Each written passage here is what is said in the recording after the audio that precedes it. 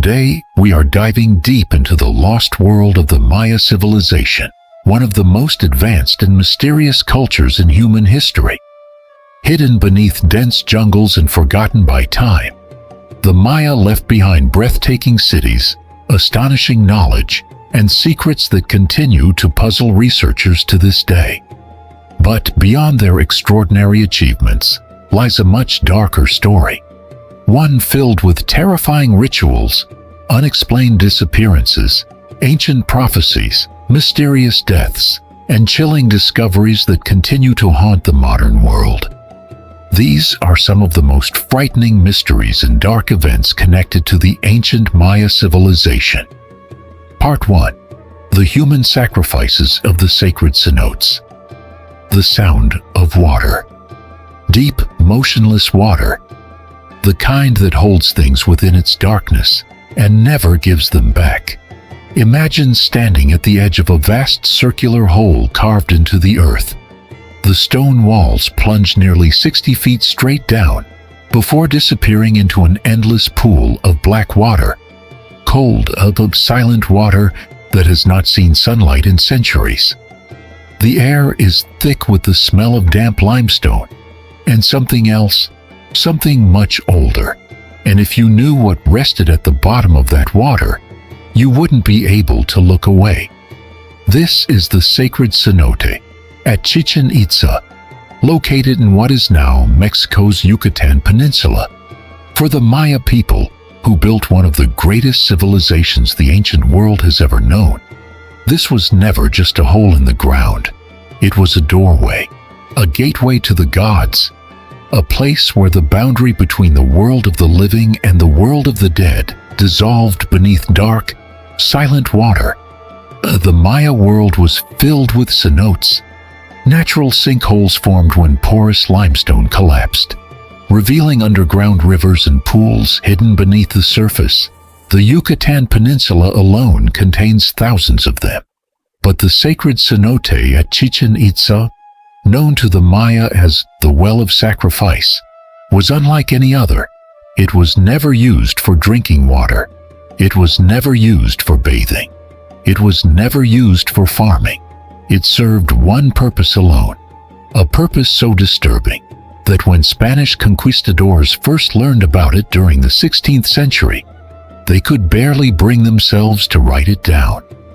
The Maya threw people into it, not by accident, not in the chaos of battle, but deliberately, ceremonially, with careful preparation, absolute intention, and the full weight of religious belief behind every sacrifice. To understand why, we first have to understand the Maya relationship with their gods. It was a relationship built upon a terrifying belief. According to the Maya sacred text, the Popol Vuh, the gods had already destroyed two earlier versions of humanity before finally creating the present one from maize. Human life, therefore, was never considered a free gift.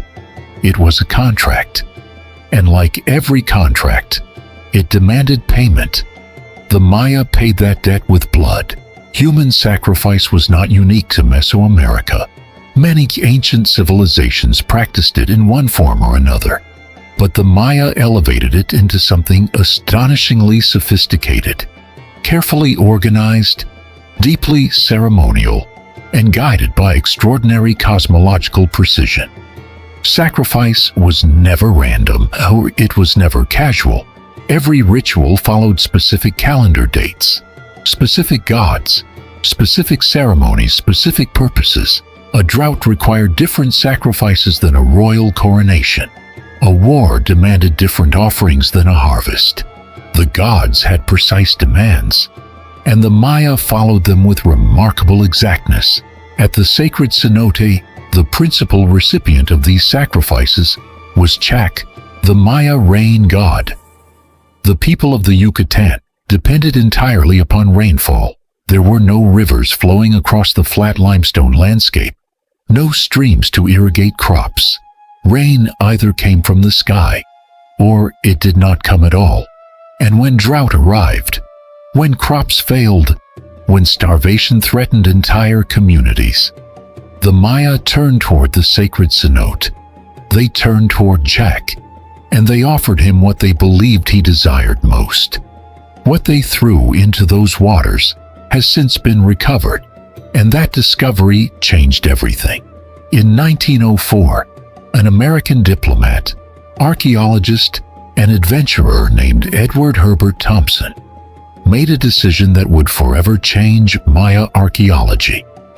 After purchasing the hacienda surrounding the ruins of Chichen Itza for only $75, Thompson studied the accounts written by early Spanish missionaries describing terrifying ceremonies performed at the sacred cenote. He wanted to know whether those accounts were true, so he dredged the cenote over several years, first using a dredging machine and later diving into the dark water himself with some of the earliest deep-sea diving equipment ever used in archaeology.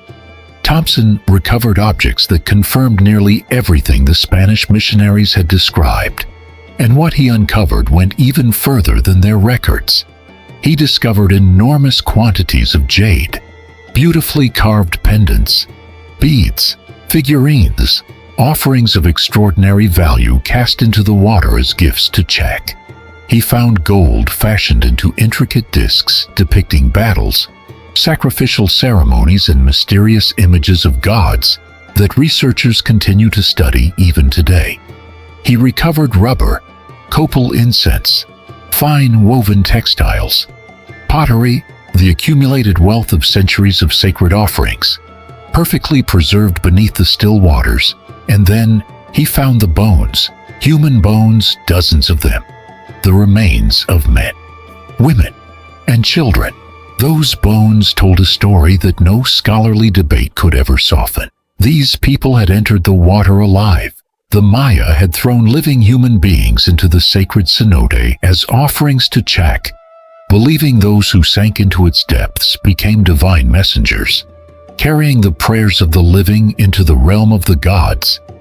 Later, during the 1960s, more systematic excavations carried out by the National Geographic Society dramatically expanded Thompson's discoveries.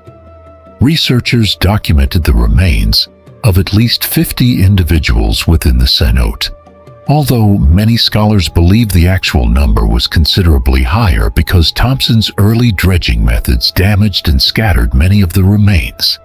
Among them were children as young as 3 or 4 years old.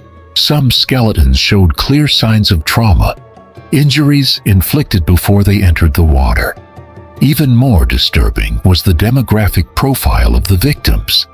For centuries, Spanish colonial accounts claimed that the cenote had primarily been used to sacrifice beautiful young women offered to the rain god.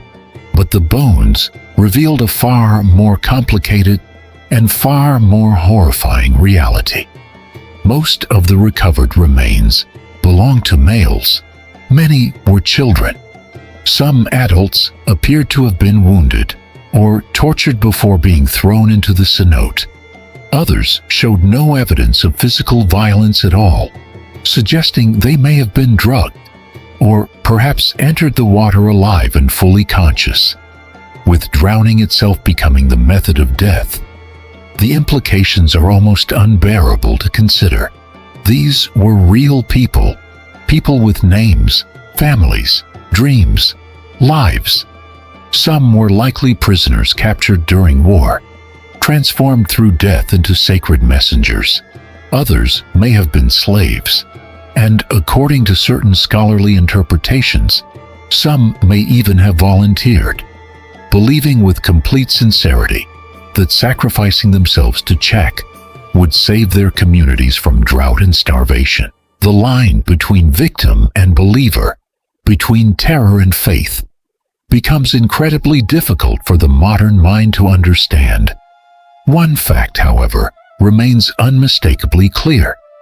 The sacred cenote remained in continuous use for hundreds of years, not only during moments of desperate crisis, but as a regular institution of Maya religious life, generation after generation, century after century. The Maya returned to its edge. Chak received his offerings, Sometimes the rains came, sometimes they did not, and when they failed, the Maya returned again, offering even more. The sacred cenote at Chichen Itza was only the most famous example. Across the Yucatan Peninsula, numerous other cenotes have also yielded human remains, suggesting this practice was widespread throughout Maya territory. Some sites contain evidence that victims were killed elsewhere before their remains were placed into the sacred waters. Others reveal entirely different methods of ritual offering. Together, these discoveries point toward a religious tradition far more complex, more organized, and more deeply rooted in Maya society than any single story could fully capture. Edward Thompson's removal of many of the recovered artifacts added a modern controversy to this ancient mystery. The objects were shipped to Harvard's Peabody Museum, leading to decades of legal disputes between the United States and Mexico. Many artifacts have since been returned. Meanwhile, the human remains continue to be studied by forensic anthropologists, seeking to understand not only how these people died, but how they lived.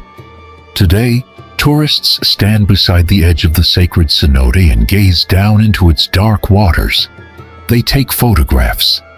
They read the information plaques.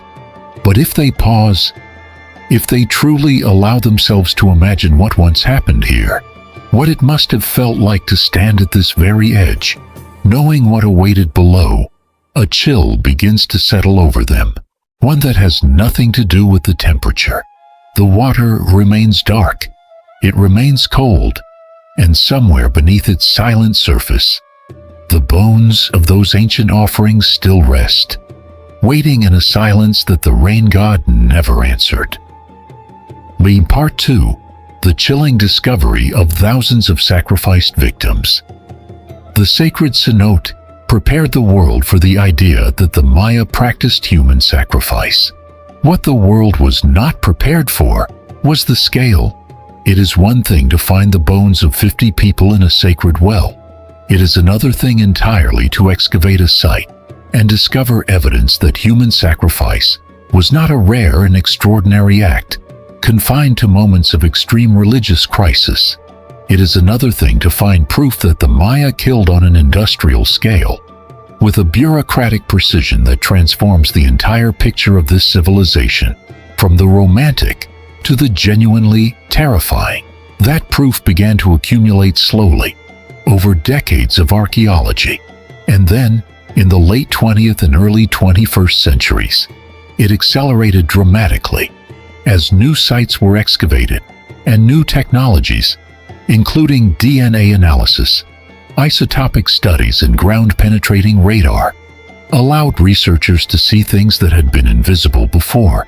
Let us begin at a place called Colha, in modern-day Belize. In the 1980s, archaeologists excavating this Maya site made a discovery that stopped the excavation cold. They found a pit, an ordinary-looking pit, the kind that appears at dozens of Maya sites, used for refuse, for storage, for any number of mundane purposes. But this pit was not mundane. At the bottom of it were skulls, 30 skulls specifically, and not just any skulls. Skulls that had been deliberately defleshed, their surfaces bearing the cut marks of stone tools used to strip away skin and muscle. Skulls that had been painted red with hematite. Skulls that had been arranged with deliberate care, some facing upward toward the sky, some facing downward into the earth, in a pattern that could only be the result of intentional ritual placement. The skulls belonged to men, women, and children. The youngest was an infant. The oldest was likely in their 40s or 50s, though determining exact age from skeletal remains is always an exercise in approximation. What was not approximate was the evidence of violence. Cut marks on the vertebrae of several skulls indicated decapitation. Others showed blunt force trauma to the cranium, the distinctive signature of a killing blow delivered from above. These were not people who died of disease or old age and were then processed after death. They were killed and then prepared.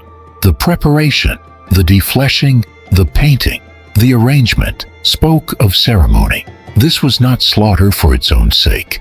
It was slaughter in service of belief, but Kolha was, in the scheme of Maya archaeology, a relatively modest site. What came later would dwarf it entirely. In the 1990s and 2000s, excavations at sites across the Maya lowlands began revealing something that researchers had suspected but had not fully quantified, that skull racks, called tzompantli in Mesoamerican archaeological terminology, were a standard feature of major Maya cities. The skull rack, a wooden platform or stone structure on which the severed heads of sacrificial victims were displayed, had long been associated primarily with the Aztec civilization further to the west.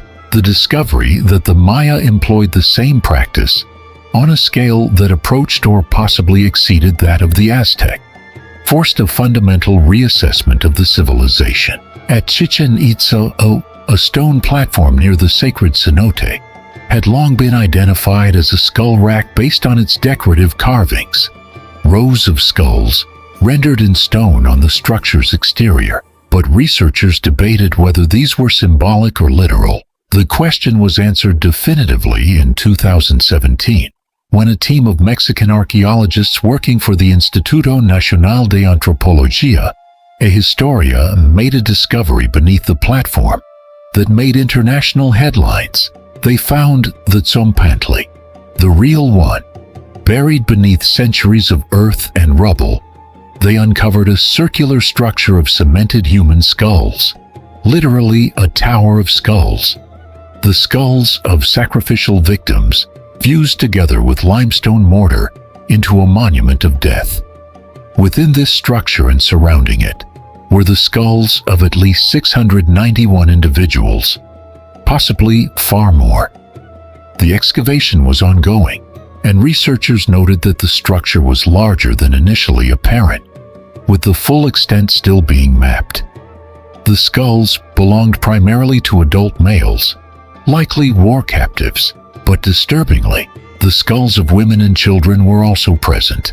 Some skulls showed evidence of having been mounted on wooden poles, holes cut through the temples to allow the poles to pass through.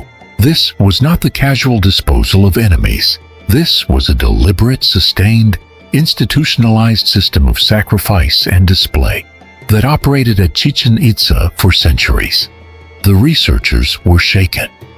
One team member described the experience of working within this structure as unlike anything else in their career, not because of the gore of it, which is clinical when viewed through the lens of archaeology, but because of the sheer accumulation of individual deaths it represented. Each skull was a person. Each person had a story. And all of those stories ended here, in this tower, in service of a belief system that demanded death as the price of divine favor. Meanwhile, at another Maya site, Uxul, in the Mexican state of Campeche, archaeologists from the University of Bonn were excavating what appeared to be a standard royal compound when they discovered something that overturned their assumptions about the site entirely. Beneath one of the buildings, in a sealed subterranean chamber, they found the remains of 24 individuals. The bones had been systematically dismembered, arms and legs removed from torsos, skulls separated from spines. The bodies had been processed in a manner consistent with ritual sacrifice and subsequent preparation of the remains for ceremonial use. The Uxul victims dated to the 6th or 7th century CE, during a period of intense political turmoil in the Maya lowlands.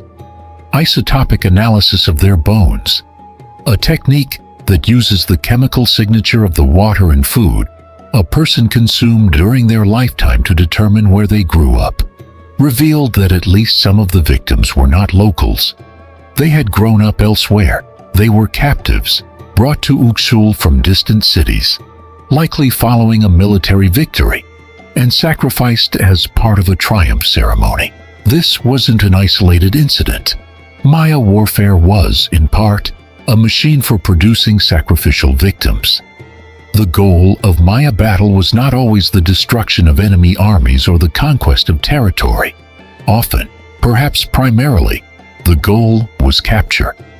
Taking enemy warriors alive, bringing them home, subjecting them to a prolonged period of ritual humiliation and torture, and then sacrificing them publicly in ceremonies that reinforced the power of the victorious king and honored the gods simultaneously.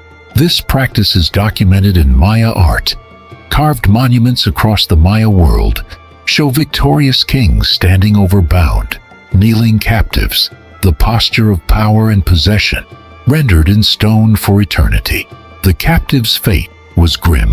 Before sacrifice, prisoners of high status were often subjected to prolonged rituals that included pulling out fingernails, removing fingers, forced bloodletting, and various forms of physical humiliation designed to strip away their dignity as enemies and recast them as offerings.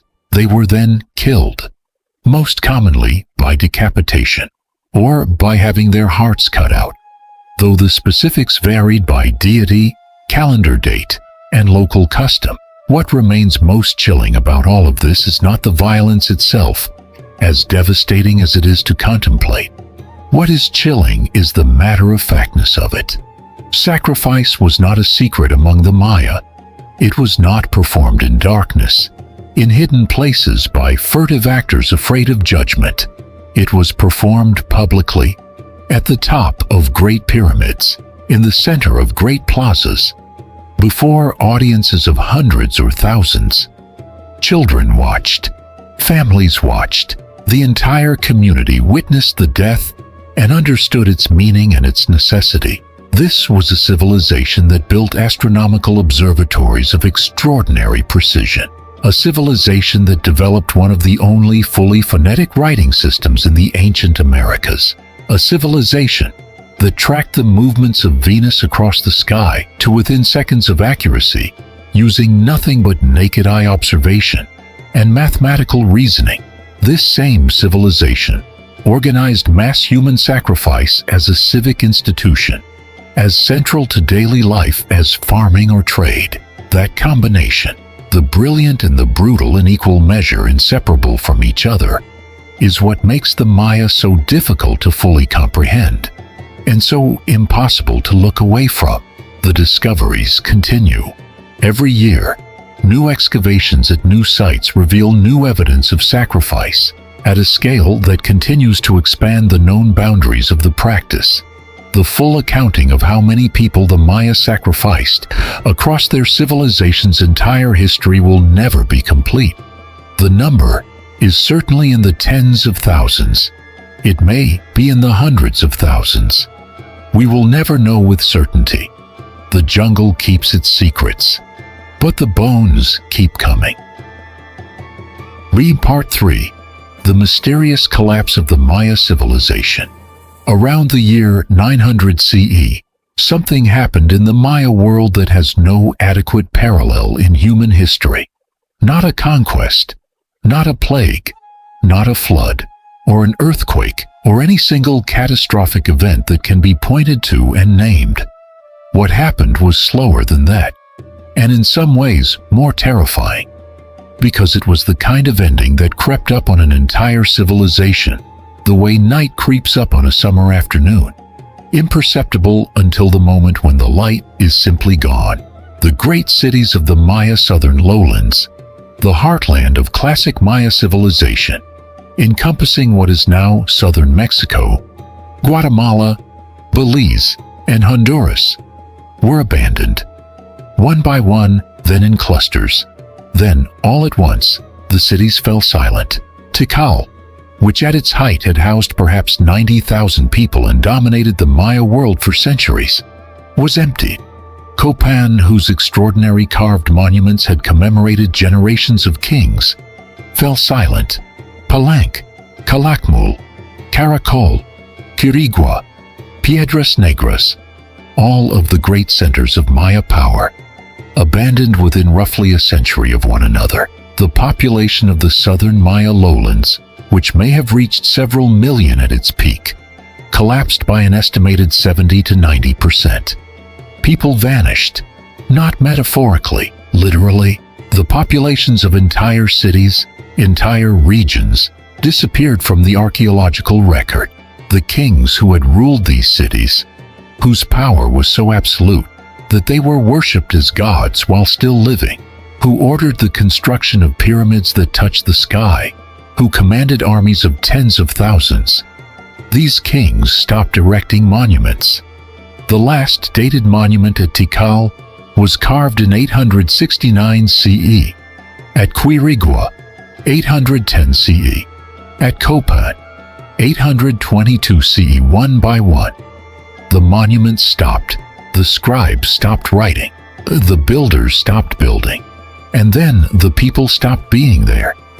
Researchers have been trying to explain this for over a century, and the honest answer, the one that keeps archaeologists up at night, is that no single explanation has proven adequate. This is not for lack of trying. Some of the most brilliant minds in archaeology and paleoecology have devoted careers to the Maya collapse, and what they have produced is not a single answer, but a deeply unsettling web of interacting causes, each one plausible, each one insufficient on its own, and all of them together still not quite adding up to an explanation that fully satisfies. Let us begin with drought, because drought is where the most compelling recent evidence points. In the 1990s and 2000s, paleoclimatologists studying sediment cores from lakes in the Maya lowlands began finding evidence of a dramatic climate shift during the period corresponding to the collapse. The evidence came from the chemical composition of organic material preserved in lake sediments, a record of rainfall patterns going back thousands of years. What that record showed was a series of severe, prolonged droughts occurring between roughly 800 and 1000 CE, not short droughts of the kind the Maya had survived many times before, mega droughts, periods of greatly reduced rainfall lasting years or even decades. For a civilization built on intensive agriculture in a landscape with no rivers, no streams, and no groundwater accessible without cenotes, prolonged drought was not merely an inconvenience, it was an existential threat. The Maya had developed sophisticated water management systems, reservoirs, canals, terraced fields that could buffer them against normal seasonal variation. But a decade-long drought would have overwhelmed those systems. Crops would have failed, reservoirs would have emptied, and millions of people with no alternative water source and no external food supply would have faced starvation on a civilizational scale. Here is where it gets complicated and more interesting, because drought, however severe, does not explain everything. Other Mesoamerican civilizations facing similar climate pressures did not collapse in the same way, and within the Maya world itself, the collapse was not uniform. The cities of the northern Yucatan, Chichen Itza, Uxmal, Etzna, did not collapse in the 9th century. They continued to flourish. They even absorbed population from the collapsing south. So, drought alone is not enough. What the southern cities had that the northern cities did not, in abundance, was war. The classic Maya period was not a time of pan-Maya peace and unity. It was a time of intense, chronic, multi-generational warfare between competing city-states. The two great superpowers of the classic Maya world, Tikal and Calakmul, engaged in a political and military rivalry that lasted for centuries, pulling dozens of smaller cities into alliance networks and proxy conflicts that destabilized the entire region. When that rivalry intensified in the 8th century, during the very period when climate was also deteriorating, the combination proved catastrophic. Warfare depleted populations. It disrupted agriculture. It forced the abandonment of outlying farmland too dangerous to cultivate. It destroyed the trade networks that had allowed surplus food to flow from regions of abundance to regions of need. And as cities weakened, as their ability to defend themselves eroded, the conflicts became more savage. There is archaeological evidence at multiple sites of what appears to be terminal violence, destruction of royal buildings, defacement of monuments, the deliberate erasure of carved texts in ways that suggest an attempt to literally destroy a city's memory and history.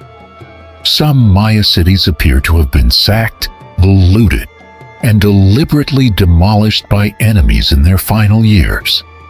Add to this a third factor: ecological degradation. The Maya had been farming the lowland jungle for over 1,000 years before the collapse, and they had not been gentle about it. Paleoecological analysis of pollen records from lake sediments shows dramatic deforestation of the Maya lowlands during the Classic period.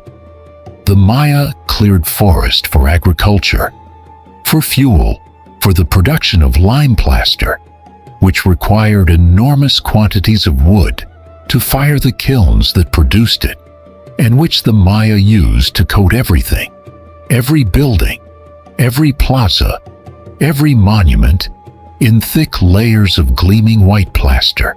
The deforestation was catastrophic in scale. It altered local rainfall patterns, contributed to erosion that degraded agricultural land, and stripped away the forest cover that regulated temperature and water retention in the soil. By the 9th century, the Maya of the southern lowlands were farming land that was significantly less productive than it had been 3 centuries earlier. They were farming it in the middle of a prolonged drought. They were farming it while simultaneously fighting devastating wars with their neighbors.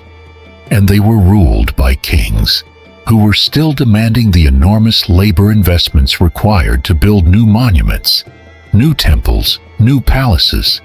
Kings who were ideologically committed to displaying their divine power, precisely at the moment when that power was failing. The people left, not all at once, and not without a fight. There is evidence of population movement.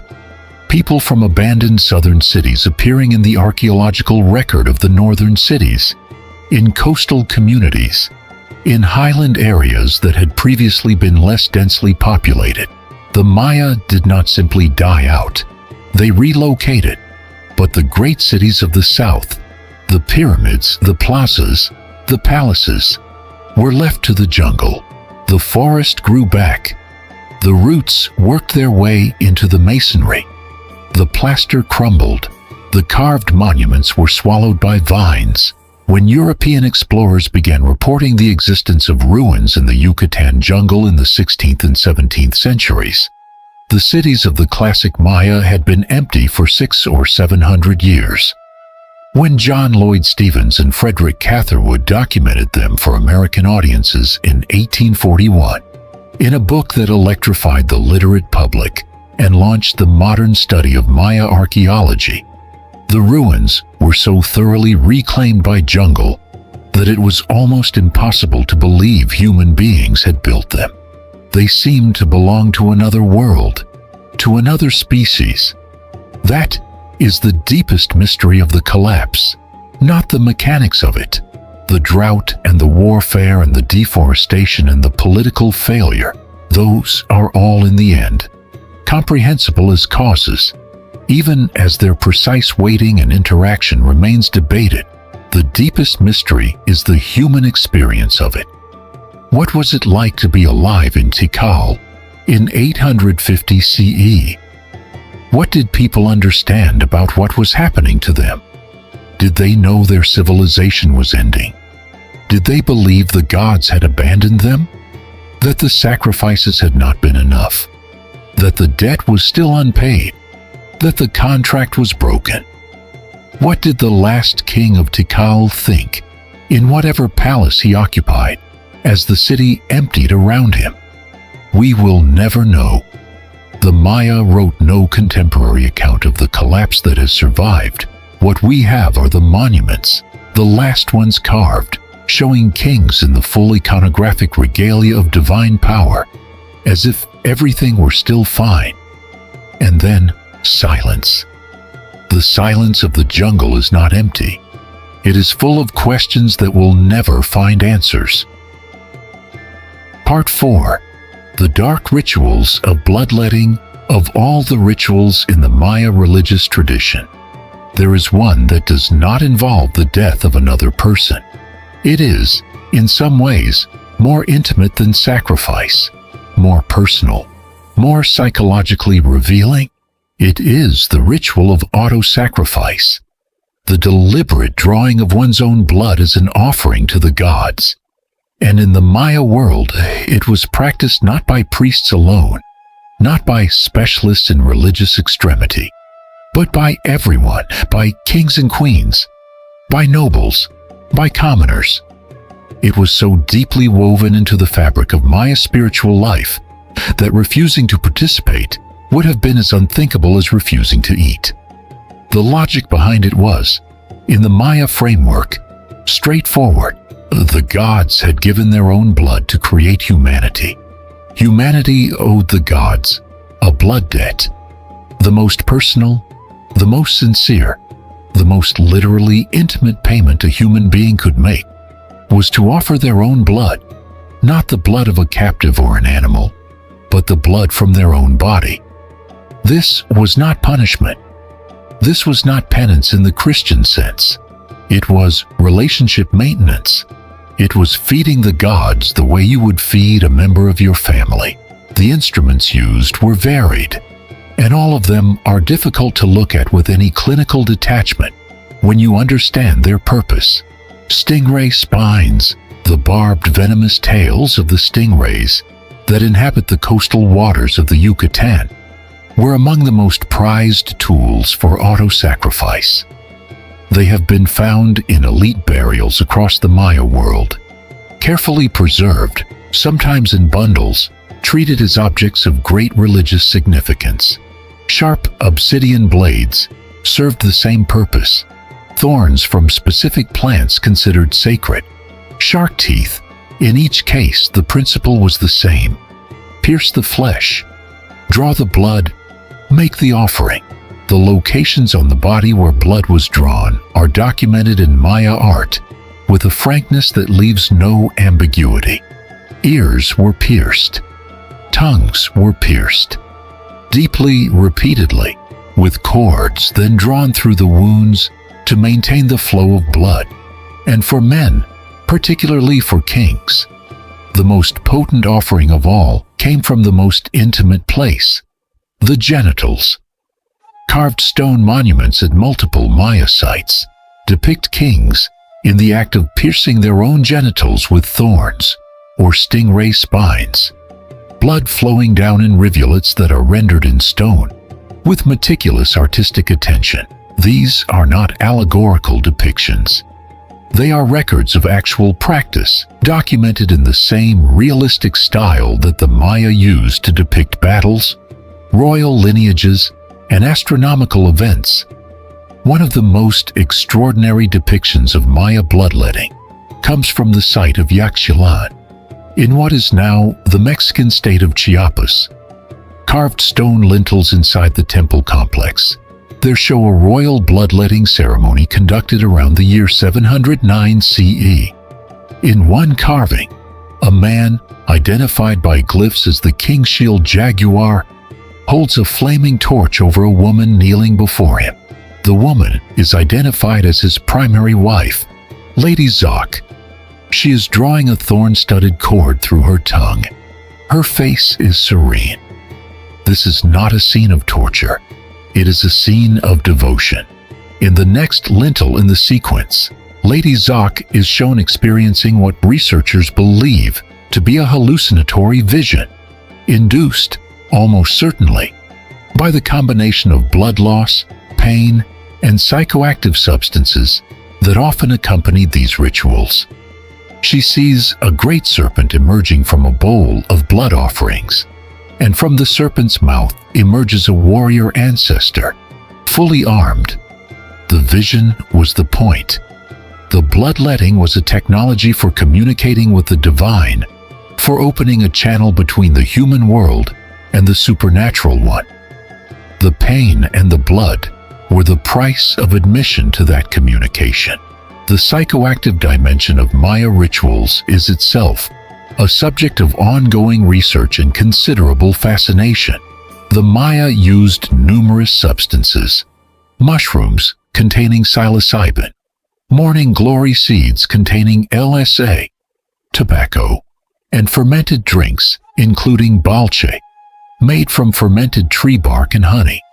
In religious contexts, there is evidence that some of these were administered as enemas, using ceramic vessels fitted with tubes, which would have made their psychoactive effects considerably more intense and rapid than oral consumption. When combined with the physiological stress of bloodletting, the pain, the blood loss, the altered mental state that comes from both, the result would have been visions of extraordinary vividness, experienced by participants who had been culturally conditioned their entire lives to interpret such visions as genuine communications from gods and ancestors. From the inside, it would have felt absolutely real, more real than anything else in the participants' experience. The gods were speaking. The ancestors were visible. The covenant between the human world and the divine was, in those moments of blood and pain and altered consciousness, directly perceptible and undeniably true. The scale of these rituals at major festivals was extraordinary. Accounts from the 16th century, based on interviews with Maya people conducted by Spanish missionaries, accounts that were recorded before the full machinery of colonial suppression had destroyed Maya religious practice, describe mass bloodletting ceremonies in which hundreds of participants drew blood simultaneously. The sounds and the spectacle of such an event are almost impossible to imagine. The smell of blood and copal incense, the sounds of drum and wind instruments, the sight of hundreds of people in various states of blood loss and induced vision, all within the acoustic and visual bowl of a great Maya plaza. For the elite, the demands were even greater. A Maya king was not simply a political ruler. He was a living axis between the human world and the divine one. His body was sacred. His blood was supernaturally potent. And because of that, he was required to bleed more often, more dramatically, and in more symbolically resonant ways than any ordinary person. Royal accession ceremonies, war preparations, agricultural planting and harvest rituals, the dedication of new buildings, the births of royal children. All of these occasions demanded royal blood. The king's body was the living instrument of cosmic maintenance. Its blood was the oil that kept the universe running. This is not a metaphor that was understood as metaphorical. This was the literal truth as the Maya understood it. The king bled, and the sun rose. The king bled, and the rain came. The king bled, and the corn grew. When these things failed, when the sun rose but the rain did not come, when the corn did not grow despite every offering, the crisis was theological as well as practical. Something had gone wrong in the relationship between the human world and the divine. The offerings were insufficient, or the gods were displeased in some more fundamental way. And then the knives came out again, and the blood flowed again, and the prayers began again. What does it mean to build a civilization on a theology that requires perpetual, intimate, self-inflicted pain? The Maya apparently found it entirely coherent. Their worldview was consistent, internally logical, and provided a comprehensive framework for understanding everything that happened to them, every victory and every disaster, within a single set of beliefs. Their cosmos was orderly. The gods were demanding but comprehensible, and the price of order was blood. Part 5. The Lost City Hidden Beneath the Jungle. In the fall of 2018, a team of researchers announced a discovery so significant that it fundamentally changed the understanding of Maya civilization. Not a new temple, not a new inscription, not a new tomb, however spectacular any of those findings might have been. This was something else entirely. A new accounting of how many people the Maya were, and how deeply they had transformed the landscape of an entire continent, using a technology called LiDAR, light detection and ranging, which fires laser pulses from aircraft and uses the returning signals to create three-dimensional maps of the ground surface beneath dense vegetation. Researchers working through the Pacunam LiDAR initiative surveyed more than 2,100 square kilometers of northern Guatemala. What the LiDAR data revealed when it was processed and analyzed was, in the words of several researchers who had spent careers working in this region, impossible.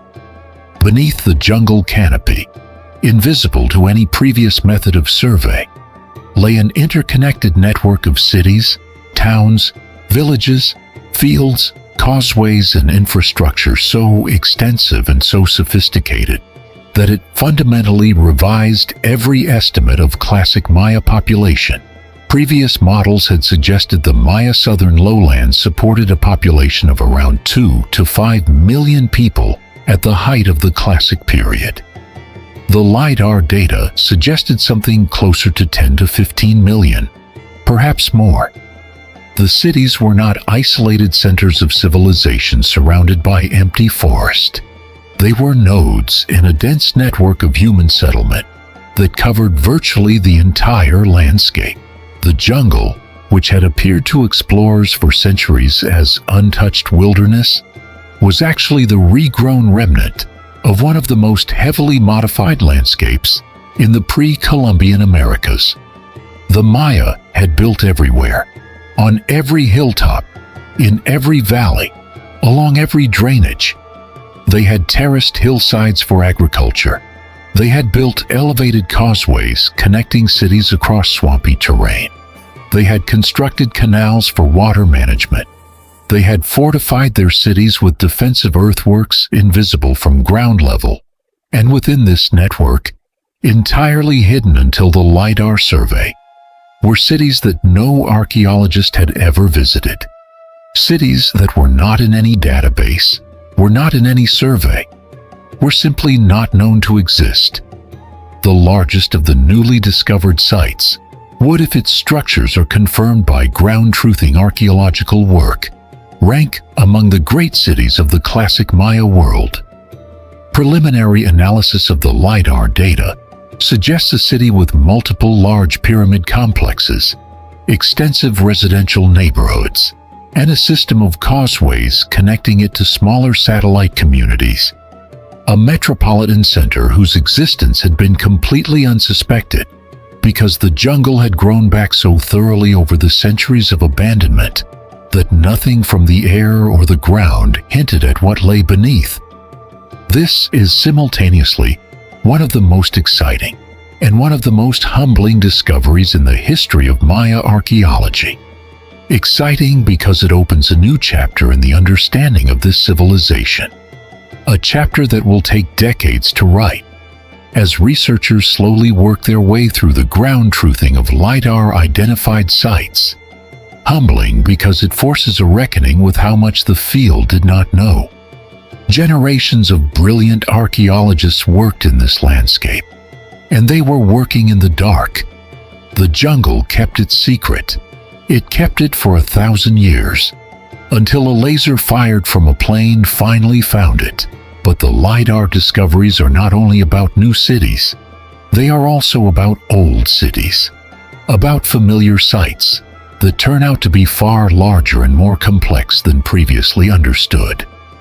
Tikal, perhaps the most studied Maya city in the world, was surveyed with LiDAR, and the results startled even its most experienced researchers. The city, they found, extended far beyond its previously documented boundaries. Neighborhoods that had been assumed to be separate, smaller sites were actually part of a continuous urban fabric that made Tikal considerably larger than any previous estimate had suggested. And within the newly visible portions of Tikal, researchers found something unexpected and deeply disquieting. A large complex of buildings whose architectural style was strikingly different from the rest of the city. The style appeared to match that of Teotihuacan, the great city of central Mexico that dominated Mesoamerica in the 1st through 5th centuries CE. A detailed ground investigation confirmed the connection. This wasn't mere stylistic borrowing. This appeared to be a foreign enclave within Tikal, a neighborhood or administrative complex built in the architectural tradition of Teotihuacan, situated at the heart of the most powerful Maya city of its era. The implications were staggering. Teotihuacan's influence on the Maya had long been recognized in art and iconography, but a dedicated architectural complex of this kind suggested a degree of political and possibly military involvement far more direct than anyone had imagined. Some researchers interpreted the complex as evidence of a Teotihuacan conquest of Tikal, a takeover of the Maya city by agents of the great Mexican superpower, who installed their own administrative structure within the captured city. The timeline matched a period of intense political disruption in Tikal's dynastic history, during which a king with apparent Teotihuacan connections seized power in a violent coup. If that interpretation is correct, then the history of the classic Maya world is more complicated, more violent, and more globally connected than any previous model had captured. Two of the greatest civilizations of the ancient Americas were not just trading partners or cultural neighbors. They were in direct, intimate, and possibly militarily coercive contact. A contact whose precise nature remains one of the most hotly debated questions in contemporary Maya scholarship. The jungle has more to give. The LiDAR surveys cover only a fraction of the total Maya territory, what lies beneath the unscanned portions of Belize, of Mexico's Yucatan and Chiapas states, of Honduras and El Salvador. The full extent of what is still hidden will not be known for generations. Every year, researchers return from the field with new findings that expand the map. New cities, new structures, new evidence of a civilization so vast, so productive, and so thoroughly in command of its landscape that the mind struggles to fully encompass it. Somewhere in the jungle, there are cities no living human has ever seen. Temples that have not been entered in 1,000 years. Tombs that have never been opened, inscriptions that have never been read. The Maya civilization, for all the decades of intensive archaeology that have been devoted to understanding it, is still, in crucial ways, unknown. And that unknowing has a quality to it that is both thrilling and deeply unsettling. It is the feeling of standing at the edge of something vast, whose full dimensions you cannot see, the feeling of the jungle pressing in from all sides, full of silence, full of the weight of things that are waiting to be found. Part 2, the chilling discovery of thousands of sacrificed victims.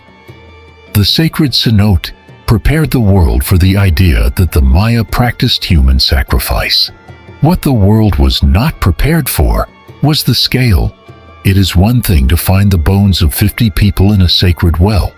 It is another thing entirely to excavate a site and discover evidence that human sacrifice was not a rare and extraordinary act, confined to moments of extreme religious crisis.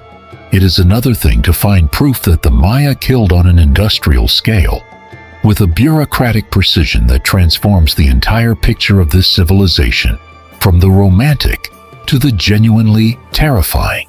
That proof began to accumulate slowly, over decades of archaeology, and then, in the late 20th and early 21st centuries, it accelerated dramatically as new sites were excavated and new technologies, including DNA analysis, Isotopic studies and ground-penetrating radar allowed researchers to see things that had been invisible before.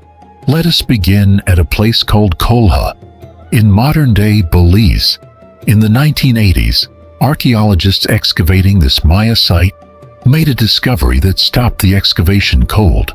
They found a pit, an ordinary-looking pit, the kind that appears at dozens of Maya sites, used for refuse, for storage, for any number of mundane purposes. But this pit was not mundane. At the bottom of it were skulls, 30 skulls specifically, and not just any skulls. Skulls that had been deliberately defleshed, their surfaces bearing the cut marks of stone tools used to strip away skin and muscle. Skulls that had been painted red with hematite. Skulls that had been arranged with deliberate care, some facing upward toward the sky, some facing downward into the earth, in a pattern that could only be the result of intentional ritual placement. The skulls belonged to men, women, and children. The youngest was an infant. The oldest was likely in their 40s or 50s, though determining exact age from skeletal remains is always an exercise in approximation. What was not approximate was the evidence of violence. Cut marks on the vertebrae of several skulls indicated decapitation. Others showed blunt force trauma to the cranium, the distinctive signature of a killing blow delivered from above. These were not people who died of disease or old age and were then processed after death. They were killed and then prepared. The preparation, the defleshing, the painting, the arrangement spoke of ceremony. This was not slaughter for its own sake. It was slaughter in service of belief, but Kolha was, in the scheme of Maya archaeology, a relatively modest site. What came later would dwarf it entirely. In the 1990s and 2000s, excavations at sites across the Maya lowlands began revealing something that researchers had suspected but had not fully quantified, that skull racks, called tzompantli in Mesoamerican archaeological terminology, were a standard feature of major Maya cities. The skull rack, a wooden platform or stone structure on which the severed heads of sacrificial victims were displayed, had long been associated primarily with the Aztec civilization further to the west. The discovery that the Maya employed the same practice on a scale that approached or possibly exceeded that of the Aztec forced a fundamental reassessment of the civilization. At Chichen Itza, a stone platform near the sacred cenote had long been identified as a skull rack based on its decorative carvings, rows of skulls rendered in stone on the structure's exterior. But researchers debated whether these were symbolic or literal. The question was answered definitively in 2017, when a team of Mexican archaeologists working for the Instituto Nacional de Antropología e Historia made a discovery beneath the platform that made international headlines. They found the tzompantli, the real one, buried beneath centuries of earth and rubble. They uncovered a circular structure of cemented human skulls, literally a tower of skulls. The skulls of sacrificial victims fused together with limestone mortar into a monument of death. Within this structure and surrounding it were the skulls of at least 691 individuals, possibly far more. The excavation was ongoing, and researchers noted that the structure was larger than initially apparent, with the full extent still being mapped. The skulls belonged primarily to adult males, likely war captives, but disturbingly, the skulls of women and children were also present. Some skulls showed evidence of having been mounted on wooden poles, holes cut through the temples to allow the poles to pass through. This was not the casual disposal of enemies. This was a deliberate, sustained, institutionalized system of sacrifice and display that operated at Chichen Itza for centuries. But because of the sheer accumulation of individual deaths it represented, each skull was a person. Each person had a story. And all of those stories ended here, in this tower, in service of a belief system that demanded death as the price of divine favor. Meanwhile, at another Maya site, Uxul, in the Mexican state of Campeche, archaeologists from the University of Bonn were excavating what appeared to be a standard royal compound when they discovered something that overturned their assumptions about the site entirely. Beneath one of the buildings, in a sealed subterranean chamber, they found the remains of 24 individuals. The bones had been systematically dismembered, arms and legs removed from torsos, skulls separated from spines. The bodies had been processed in a manner consistent with ritual sacrifice and subsequent preparation of the remains for ceremonial use. The Uxul victims dated to the 6th or 7th century CE, during a period of intense political turmoil in the Maya lowlands. Isotopic analysis of their bones, a technique that uses the chemical signature of the water and food a person consumed during their lifetime to determine where they grew up, revealed that at least some of the victims were not locals. They had grown up elsewhere. They were captives, brought to Uxul from distant cities, likely following a military victory, and sacrificed as part of a triumph ceremony. This wasn't an isolated incident. Maya warfare was, in part, a machine for producing sacrificial victims. The goal of Maya battle was not always the destruction of enemy armies or the conquest of territory. Often, perhaps primarily, the goal was capture. Taking enemy warriors alive, bringing them home, subjecting them to a prolonged period of ritual humiliation and torture, and then sacrificing